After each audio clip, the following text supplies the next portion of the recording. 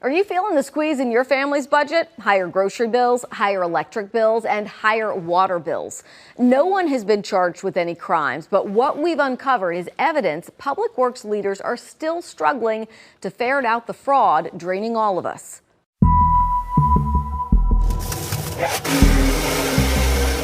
This is Houston Public Works McKinney warehouse, fully loaded with every tool and all the supplies crews could possibly need.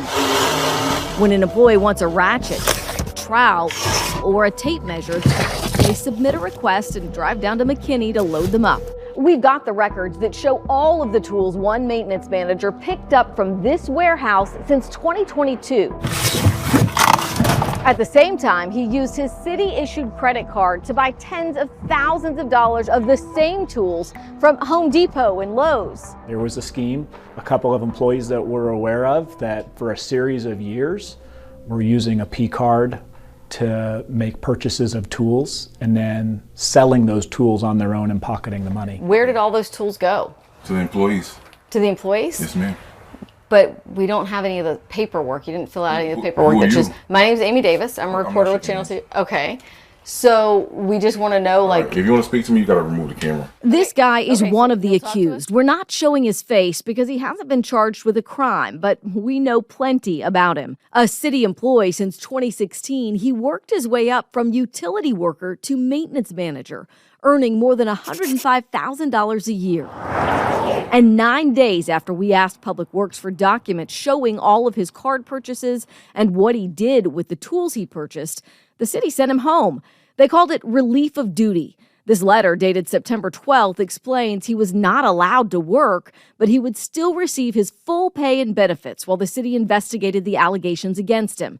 That was 5 months ago. He's since deactivated several of his social media pages. This post is from one of his Instagram accounts, selling 3 new Milwaukee compact cordless drill sets. The post reads, original price was $700. He sold them for $450. City credit card statements show he purchased this cordless drill set 190 times. How did no one notice? There were so many purchases. It's unbelievable. And I think this is one of those things, and the mayor talks about this pretty often, right? We need to clean up City Hall. We need to clean up our departments. We need to eliminate, not just duplication of work and efforts, but corruption, fraud, abuse, conflicts of interest. The city protocol to prevent fraud and waste requires supervisors to approve and sign off on their subordinates' P-card purchases. But the same managers who wrote the rule approved his expenses. This employee had the signature of a supervisor. Yep, that's exactly right. Will any of those supervisors who just signed on that line be held accountable for not noticing the theft? There will be accountability all across the board. 2 of the accused employees resigned months after the city's OIG investigation began when we started asking questions. When we went back to the maintenance manager's home, he didn't answer the door this time, but he did pick up the phone. Well, we're trying to figure out what you did with all of the tools that were purchased using texting. I didn't do anything. What are you talking about? That case has been closed, I've been cleared, and I resigned from the city. Why are you still coming to my house? I would say he certainly was not cleared of any wrongdoing. There's a pretty good record here, at least from the city's files, that what he did was wrong. The allegations were sustained. Again, that's why we've referred it over to law enforcement. Why does it seem like there's so much more opportunity for fraud and theft in this department? Well, I think size has got a little bit to do with it. It's the largest civilian department. It's also the one that is most field operational. Houston Public Works Director Randy Mackay oversees some 4,000 employees.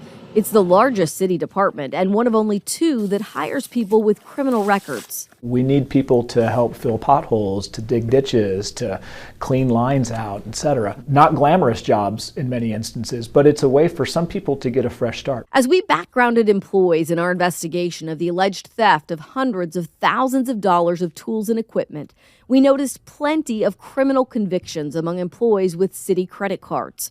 One employee who pleaded guilty to burglary, a supervisor who's also a registered sex offender, others convicted of possession of controlled substances, theft, and fraud. Should we be entrusting those people with P cards? Since this came to light to me really just a couple of weeks ago, we've been reviewing every individual who has a P card And we're talking folks that are many, many levels down in the organization from where I sit, right? But I personally am reviewing those things and asking those questions because we want to make sure that the right folks have them, and there's really no excuse for an excess. Our 2 Investigates analysis found that in 2024 and 25, 338 Public Works employees had 425 P cards. Mackay said the duplicate cards for multiple employees were canceled late last year. It is so revealing why Houstonians are frustrated and why I will not go to them and ask for additional resources until we, in my judgment, gain their confidence that we're using their money wisely. In February of last year, the mayor revealed the results of a citywide efficiency study that showed $613 million in P card purchases that didn't comply with city standards. That exact same day, these P card statements show one maintenance manager charged nearly $3,000 on his purchase card for DeWalt toolkits he is accused of selling on the side. All of my purchases have went through my manager. So how about you go contact my manager? We have contacted his manager and his manager's boss. He promises law enforcement is now investigating and that everyone will be held accountable. We'll follow up to let you know what happens. I'm Amy Davis, KPRC 2 News.